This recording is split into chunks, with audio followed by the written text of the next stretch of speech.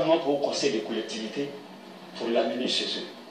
Au moment où nous, c'est au Conseil, on le jette, on va aller chercher le Sénat à Paris. Voilà, c'est ça l'image. Et il y a pire pour le Sénat.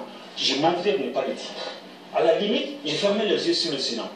À la limite même, j'accepterais que le tiers du Sénat soit désigné par le président de la République. Mais ce qui est inacceptable dans une démocratie, c'est que les modalités par lesquelles le président désigne le tiers, la Constitution ne dit pas un seul mot. La Constitution ne renvoie même pas à une loi organique ou à une loi quelconque les modalités de désignation par le président de la République du tiers. Ça veut dire quoi? Ça veut dire qu'on a mis le président de la République en dessus de la Constitution. C'est ça qui me fait mal, moi. Ok, M. Dramé et ensuite M. Sissoko va conclure ce tour de table sur le Sénat. Non, pas l'émission, hein, mais on est sur le Sénat. Ouais. Écoutez, moi j'ai entendu les membres du gouvernement, les avocats de la majorité dire que non, le Sénat c'est nécessaire parce que c'est l'accord d'Alger qui le dit. J'ai dit attention, chacun connaît mon opinion, mes critiques sur le processus d'Alger et les résultats venus d'Alger. Mais j'ai dit attention, Alger nous a amené une nouvelle architecture institutionnelle du Mali autour de la région, des assemblées régionales élues avec des pouvoirs importants, des présidents d'assemblées régionales élus assurant le rôle d'exécutif des gouverneurs. Mais on n'a rien pris de tout ça. On va prendre le Sénat et on dit voilà, c'est Alger, Alger. J'ai dit non, attention, attention, il y a fraude là. Il y a fraude. Et sur ce point de vue, j'ai dit, et là encore, je le dis, je voulais vous le dire tout à l'heure, Alger ne dit pas qu'il faut un Sénat nécessairement. Alger dit, appelez-le comme vous voulez, Conseil de la Nation ou toute autre appellation valorisante de sa nature et de son rôle. C'est quand même pas le mot qui va... S'il vous plaît, professeur, vraiment, on vous a laissé aller au bout de vos argumentations. Laissez... Moi, je ne reconnais plus mon professeur. Vous l'appelez professeur. Moi, c'est mon professeur. Je ne le reconnais plus. D'abord, il applaudit tout ce que le gouvernement a fait. Et Dieu sait que le gouvernement a fait des mauvaises choses. Que le gouvernement a montré en bien des domaines qu'il y avait un sérieux problème d'incompétence et même d'irresponsabilité. Mais vous qui êtes vigilants, jadis je vous ai connu, vigilant, battant, mais là, vous approuvez tout ce que le gouvernement, tout ce qui... Non, vous ne l'êtes plus. Vous approuvez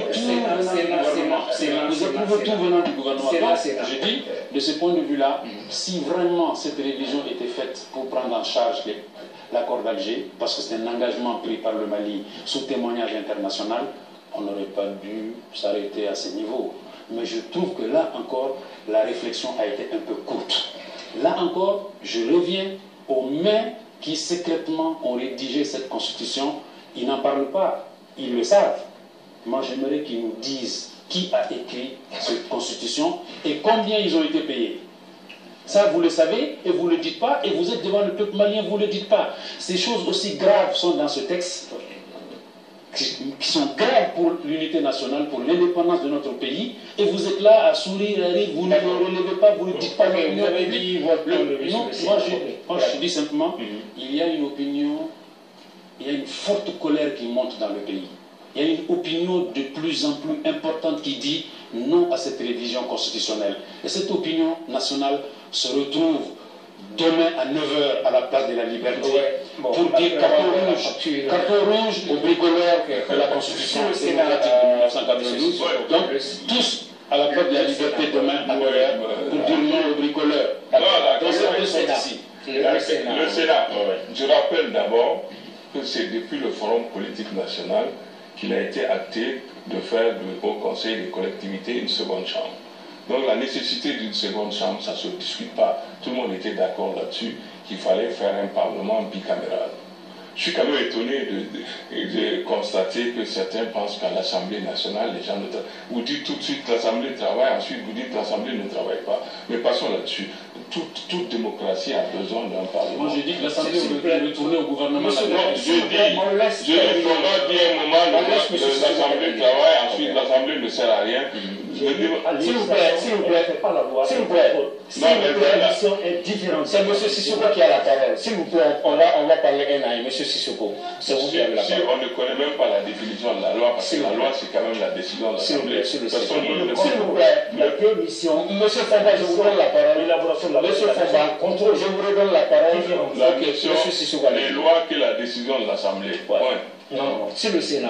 Maintenant, le Sénat, on a dit, c'est évident que s'il y a une constitution, les dispositions de la constitution sont complétées par des lois organiques. C'est de la palissade. On a dit le choix. S'il vous plaît, M. Famba, chacun va avoir la parole. Laissez-le terminer. Calmez-vous. Allez-y, calmez-vous. Je ne vais pas rentrer dans ce jeu-là. On a dit... Non, s'il vous plaît. Monsieur Sissoko, donnez-moi 10 secondes, juste, il faut vraiment qu'on revienne. Il y a des téléspectateurs, non seulement au Mali, à travers le monde, qui nous regardent. C'est un peu l'image du Mali qu'on représente sur ce plateau. Débattons sereinement, calmement, sans invective, sans couper l'un l'autre. Et c'est M. Sissoko qui a la parole sur le Sénat. Donc je disais que tout le monde est d'accord sur la deuxième chambre, c'est évident. Maintenant, l'accord d'Alger a dit de faire appel aux notabilités coutumières et traditionnelles. Ça, c'est dans l'accord d'Alger. Ensuite, on a dit que la deuxième lecture est une nécessité. En fait, on ne fait que remplacer le Haut Conseil par le Sénat. Donc, il n'y a pas de budget nouveau. C'est le Haut Conseil qui disparaît, qui devient Sénat.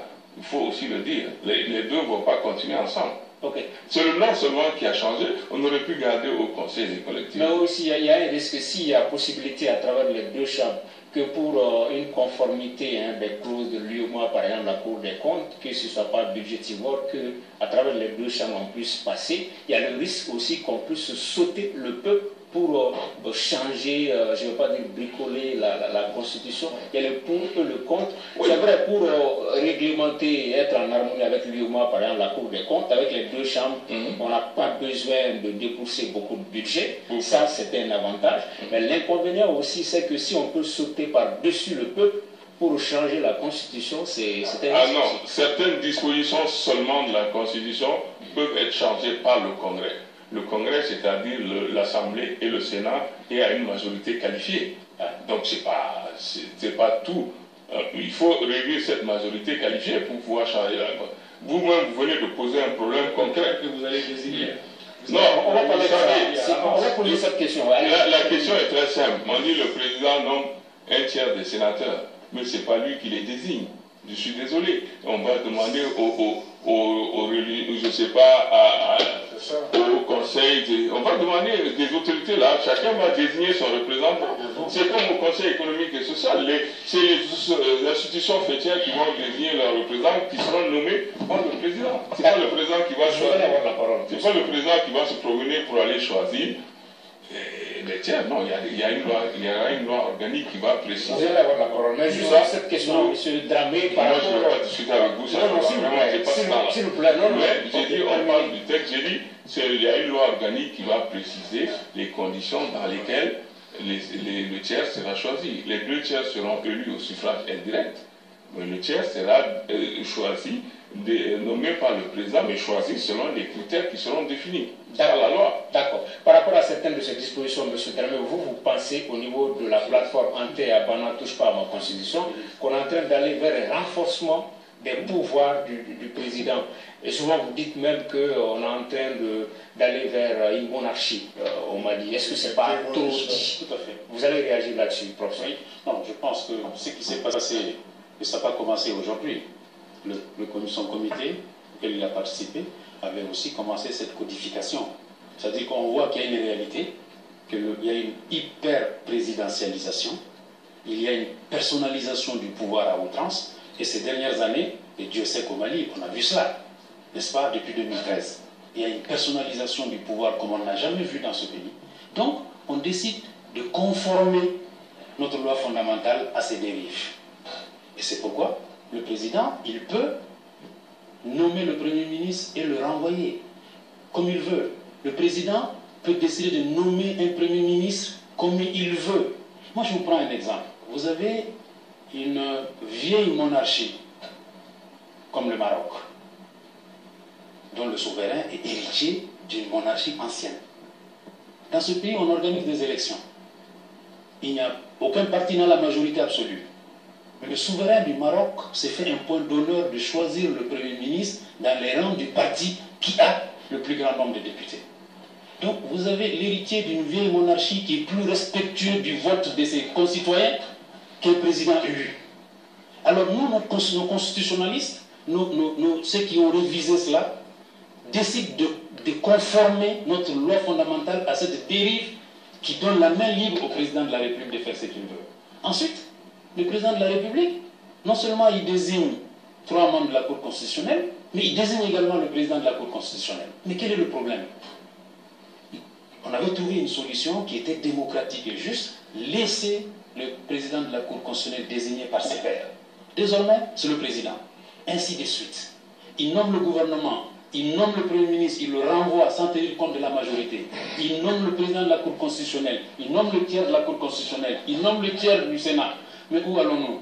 Je dis donc, nous avons un renforcement sans précédent des pouvoirs du président de la République, et c'est la seule raison de cette révision constitutionnelle.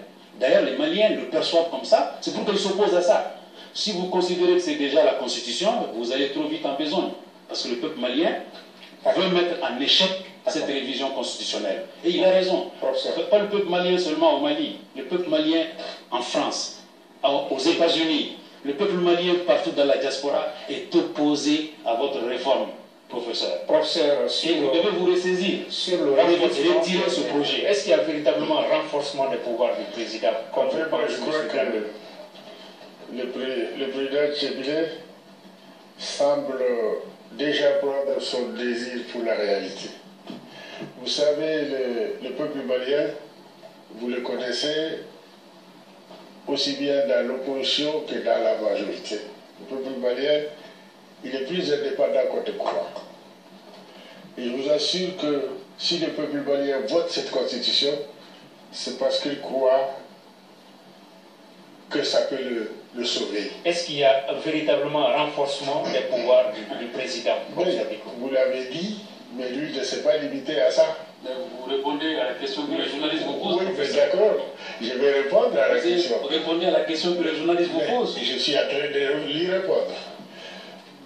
Il y a un renforcement du pouvoir, des pouvoirs du président de la République à travers cette constitution.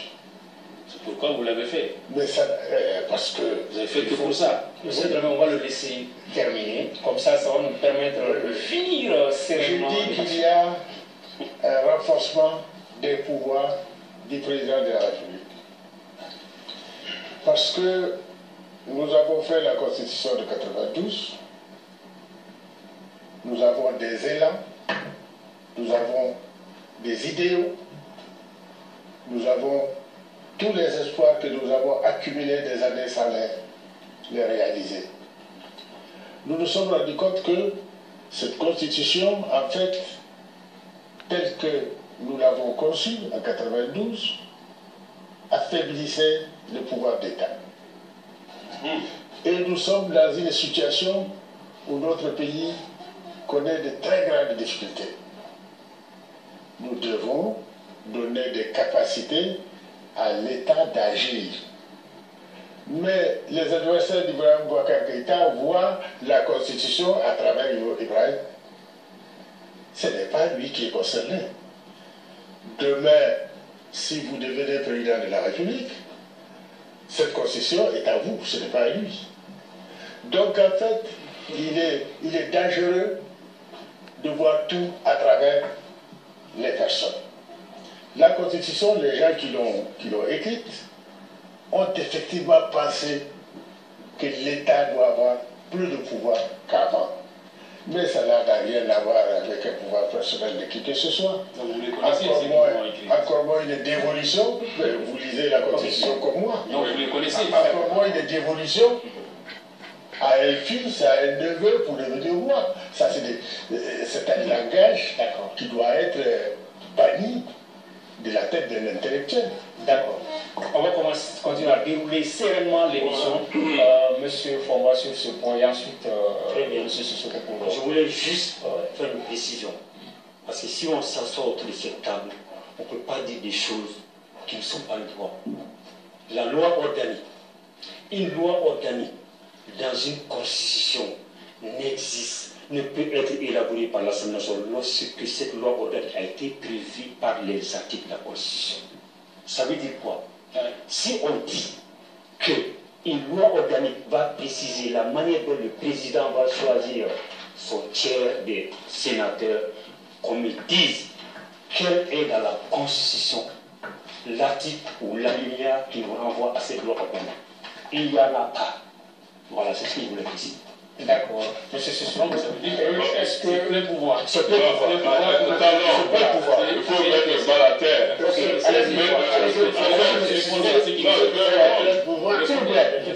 La Constitution ne prévoit pas de loi. Je vous réponds. l'Assemblée nationale, monsieur Sissoko. Le président se met dans sa logique de vouloir mettre un régime parlementaire au Mali.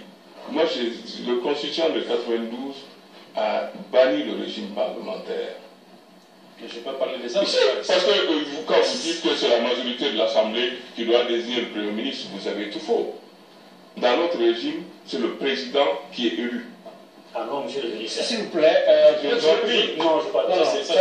C'est inexact, les députés sont élus. Non, attendez, je parle du couple exécutif. Monsieur Sissoko, c'est quand on fait l'échange avec les panélistes que le débat... Il faut qu'il m'écoute. Et préciser la question, est-ce que, comme est en train de le dire la plateforme entière à Bana, il y a un renforcement des pouvoirs du président de la Non, République? je suis en train de répondre, j'ai dit non. Parce que, qu'est-ce qu'il dit qu'il y a renforcement? Le choix du Premier ministre.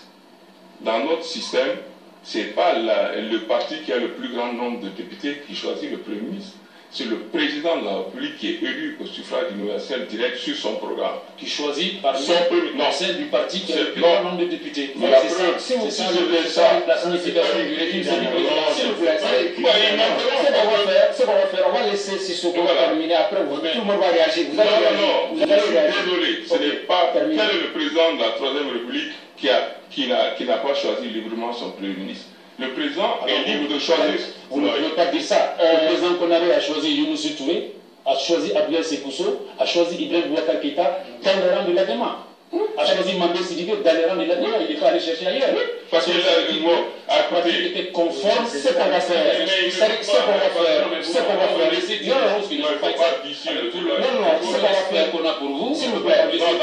Des choses là. Non. Monsieur Sissoko, on va le laisser terminer. Ensuite, vous allez réagir. Ok. Terminer, vous allez réagir. L'ADEMA avait 70% des députés.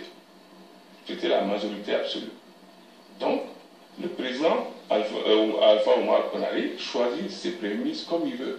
Ce n'est pas le comité exécutif de l'ADEMA qui a... C'est pas ça la question. Il a choisi dans les rangs de l'ADEMA. Non, je dis dans les rangs de la majorité à l'Assemblée. Parce que ce n'est pas le parti qui a le plus grand nombre de députés.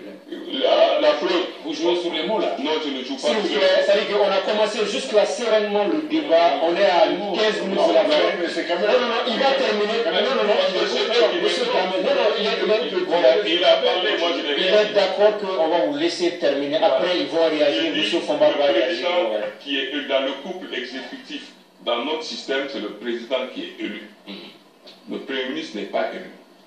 Le Premier ministre est désigné par le président. À charge pour lui d'avoir une majorité à l'Assemblée. Mais ça ne veut pas dire que le parti qui a le plus grand nombre, l'Assemblée c'est 147 députés, un parti peut avoir 40 députés, avoir le plus grand nombre de députés, ça ne veut pas dire qu'il a la majorité. Donc la majorité est présidentielle. Franchement, vous voulez qu'on... Si, vous allez réagir. Vous allez réagir. C'est un débat, vous allez réagir. Non, c'est parce que vous ne connaissez pas le système. Allez-y, s'il vous plaît. Vous connaissez, vous êtes plus fort. S'il vous plaît. Non, écoutez. Monsieur Sissoko, la question que j'ai envie de vous poser, est-ce que, à travers le devoir de redevabilité, quand on donne la latitude au président de la République de nommer le président de la Cour constitutionnelle, il se pose un problème de redevabilité? Non, quand même. Ça, on n'est même pas là à ce niveau. On est sur le choix du Premier ministre. Et actuellement en France, le président Macron il a pris son Premier ministre où il veut.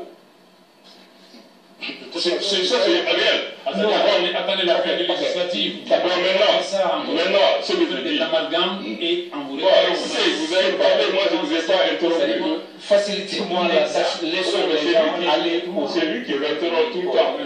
Maintenant, j'ai dit, la Cour constitutionnelle. Dites-lui de ne pas parler. Disons, c'est ce que je dis à tout le monde d'ailleurs. Parce qu'ils sont en train de tromper le peuple. Allez-y. Ils peuvent continuer, mais de toute façon, quand la campagne référendaire va commencer, on va se retrouver sur le terrain. Moi, je dis, le choix du Premier ministre est la prérogative personnelle. Monsieur Dramé, ça veut dire que moi, on va le laisser terminer et puis tout le monde va réagir. On va faire un tour de table.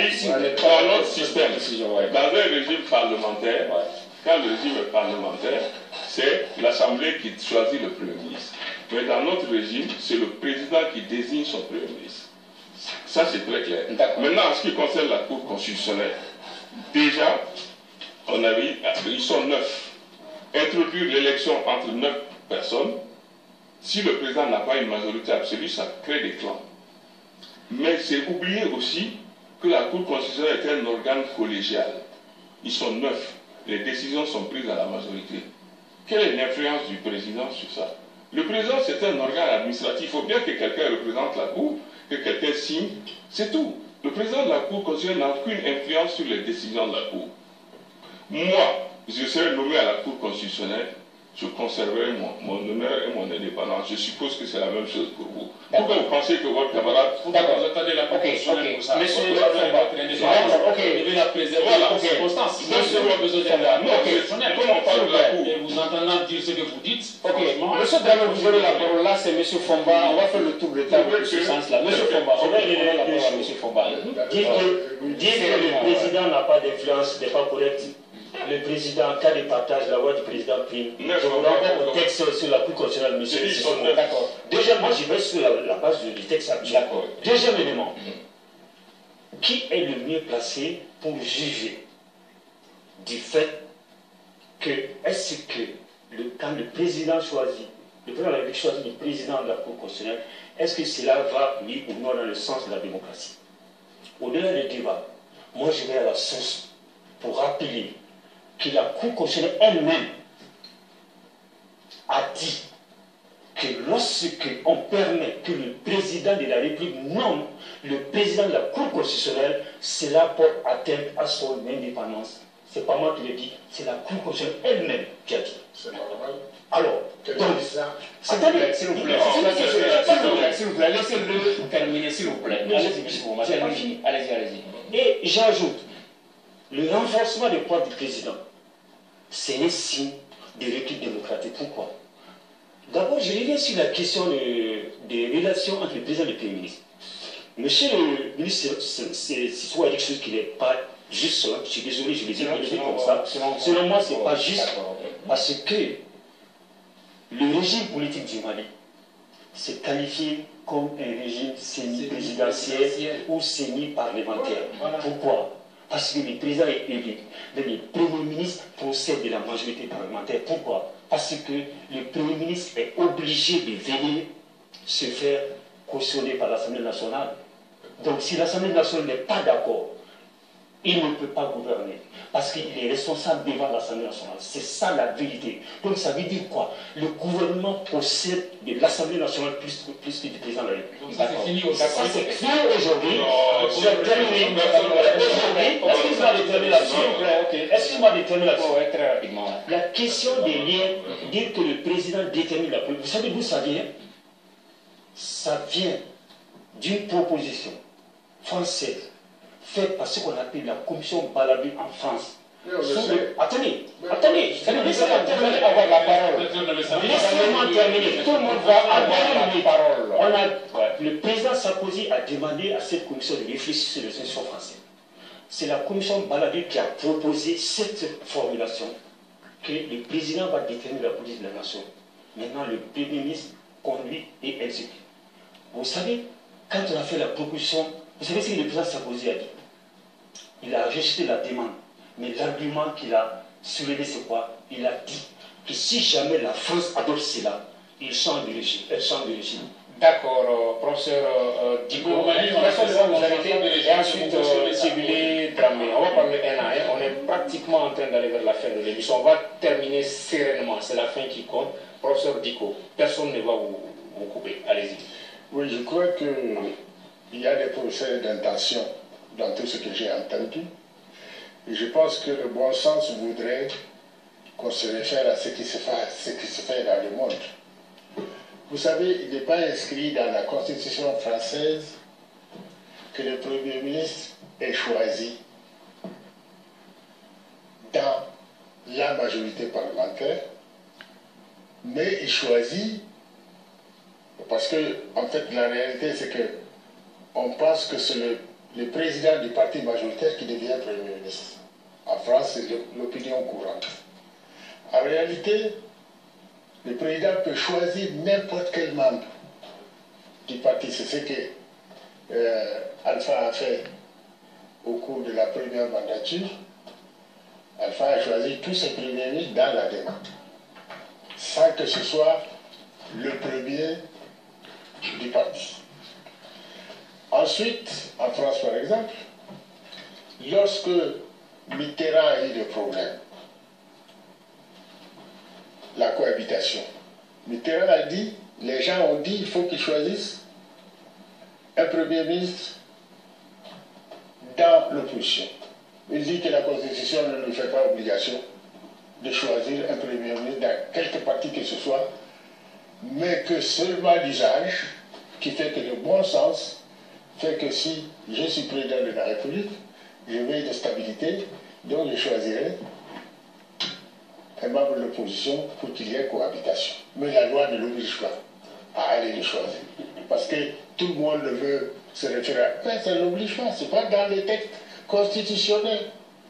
Donc j'ai dit que cette affaire aussi de nommer le président de la Cour constitutionnelle, ce n'est pas qu'ici.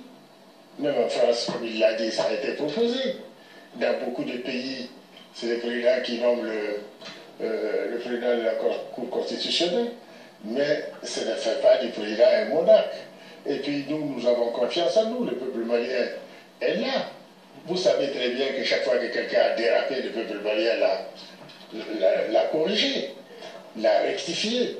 Donc moi je pense que c'est des procès d'intention qu'on véhicule et on entraîne le peuple ignorant derrière, alors qu'il ne s'agit pas de ça du tout. D'accord. Ok. Monsieur Dramé, précisez le fond de votre pensée. Vous voulez réagir par rapport à certaines choses? Oui. On va sereinement terminer l'émission. 10 minutes. Merci beaucoup. Ne voulant pas continuer mon professeur, je laisse tomber les observations qu'il a faites sur la France, sur les gens bien au Mali, c'est ça qui est important.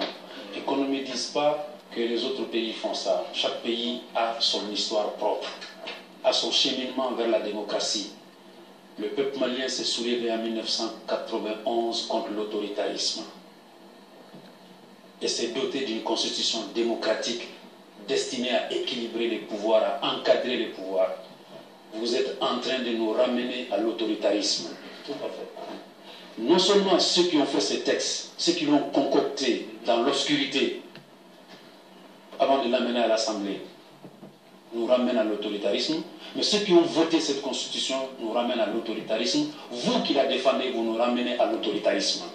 Sachez que le peuple malien ne l'acceptera pas. Contrairement à ce que vous dites, qu'on va se retrouver sur le terrain, le oui va l'emporter, parce que vous comptez sur les moyens colossaux que vous avez accumulés pendant 4 années, n'est-ce pas, au détriment du peuple malien. Vous comptez donc gagner l'élection référendaire parce que vous allez descendre sur le terrain. Sachez que moi, monsieur Solaïti, c'est la Nouka. D'accord. Monsieur Solaïti, c'est la Nouka. Donc, cela veut dire quoi? Que le peuple souverain du Mali se réveille et n'acceptera pas le retour à l'autoritarisme. D'accord. C'est pourquoi il exhibera à partir de demain un carton rouge. Un carton rouge. D'accord. Un carton rouge à ceux qui ont bricolé notre constitution, qui veulent nous ramener en arrière. D'accord. Parce que ce que vous avez fait, c'est contraire à l'esprit des masses. C'est contraire aux idéaux des masses. Monsieur Sissoko, on vous a connu, hein, le peuple malien vous connaît, vous avez occupé de hautes responsabilités. Aussi bien vous, professeur Diko, que beaucoup de membres de la convention de la majorité présidentielle.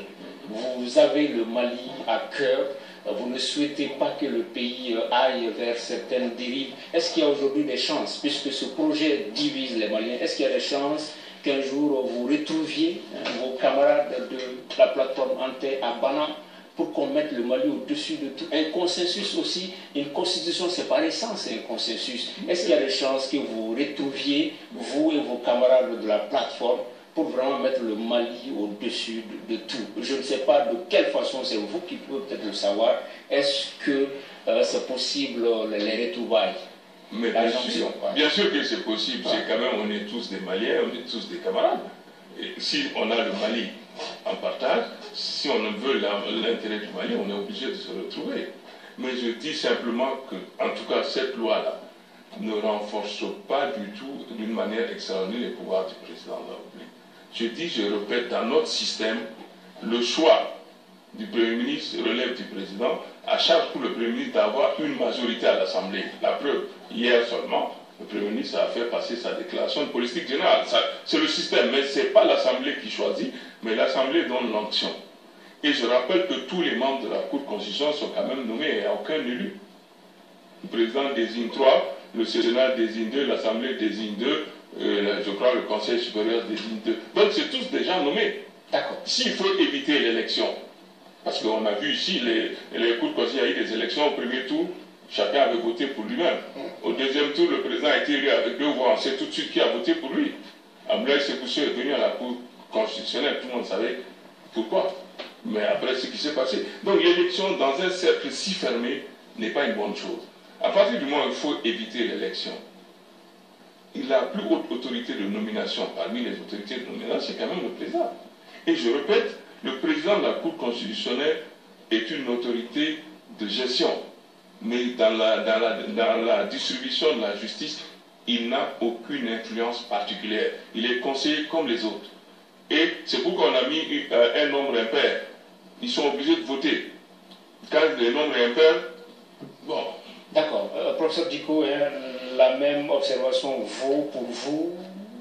On vous l'entend dire, le Mali est un grand pays, le peuple malien c'est un grand peuple, il est au-dessus de nous tous, ce pays-là. Est-ce qu'il y a vraiment chance vraiment de combler le vide qui est la jonction, cette retrouvaille entre fils d'un même pays, au-delà du projet même de révision constitutionnelle, qu'on mette le pays au-dessus de tout, que les uns et les autres se retrouvent? Personnellement, j'ai toujours mis le pays au-dessus de tout.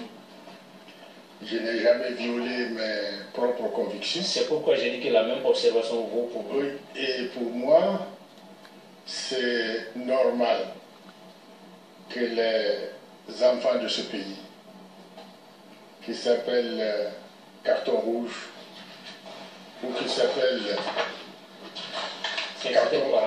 carton blanc pour nous, c'est rouge derrière. Non, c'est blanc derrière aussi. Et c'est pour ça que nous devons nous retrouver sur l'essentiel. Et l'essentiel sur le Mali. L'essentiel se trouve dans cette constitution. Notre pays a été désorganisé, a été humilié. Pour la première fois, nous avons vu des forces étrangères qui sont venues pour quelque part nous défendre. C'est quelque chose d'extraordinaire, extrêmement grave. Et il nous appartient à nous de nous lever, qui s'appelle opposition ou majorité, pour trouver une solution à notre problème. Les autres ne la trouveront pas. Ils seront là pendant 50 ans, ils ne la trouveront pas. C'est à nous de la trouver et de la trouver tout de suite. Et c'est pour cela que nous avons proposé au peuple malien une constitution qui permet de résoudre et de recoudre le tissu national malien qui a été complètement déchiré. Et aujourd'hui, quel que soit ce qu'on peut dire, le peuple malien qui nous appartient à tous, personne ne peut en préjuger avant le 9 juillet, et je pense que le peuple malien veut la paix. Cette constitution va vers la paix. Et je crois que ça, nous serons obligés de nous retrouver autour de ça. D'accord. Docteur Fomba, on est malien avant d'être qui que ce soit, on est malien avant d'être quoi que ce soit. quel est ce soir le message d'espoir, hein? Parce que après tout ce qui a été dit sur le plateau, c'est vrai, dans ce pays, on finit toujours par s'entendre autour de l'essentiel, et l'essentiel, c'est le Mali. Bien sûr. Et moi, je peux espérer que, en fait, cette procédure de révision constitutionnelle engagée, irrégulière du point de vue de la forme,